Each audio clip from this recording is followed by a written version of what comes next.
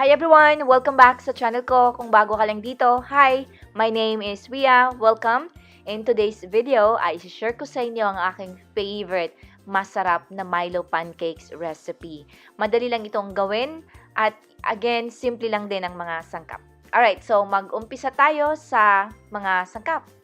Kailangan natin dito ng all-purpose flour, Milo powder, white sugar, butter, melted ito, whole milk, baking powder, at 2 itlog. Sa lista ng mga sangkap, kindly check ang show notes below.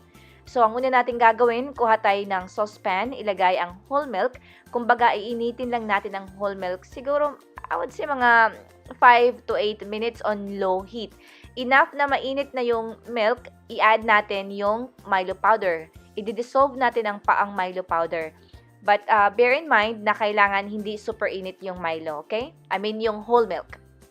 So, dissolve natin ito. Haluin natin yan. Mga about 12 to 15 seconds lang. Yes. Kasi madali siyang ma-dissolve na kapag mainit na yung gatas. So, kung may nakikita pa kayong buo, then haluin nyo pa. Katulad ng ginagawa ko dito. And then, set aside lang muna natin yan. Next, sa isang bowl, yung flour at baking powder ay haluin muna natin. I am using a whisk here. You can use fork or spoon. Ganon. Set aside muna natin yan. Next, sa isang bowl, ilagay natin yung melted na butter at white sugar. Haluin natin ito or i-mix natin mga about 15 seconds lang. Then, mag-add tayo ng yung 2 itlog. Yan. So, continue mixing hanggang sa ito ay well combined, mga about 10 to 20 seconds.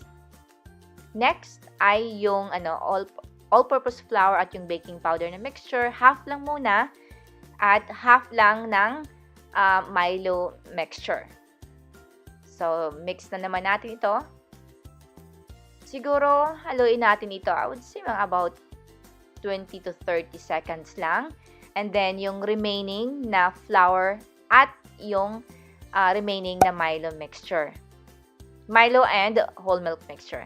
Continue mixing hanggang sa ito talaga ay ma-well combine na katulad ng nakikita nyo dito. Yan.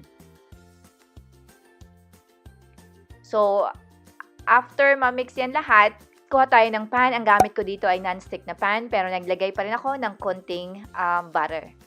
Then, once mainit na yan, mag-add tayo ng half cup ng pancake na batter. Pag nakakita nyo na nagbubble up na siya on top, ang ibig sabihin yan ay pwede na natin itong i-flip.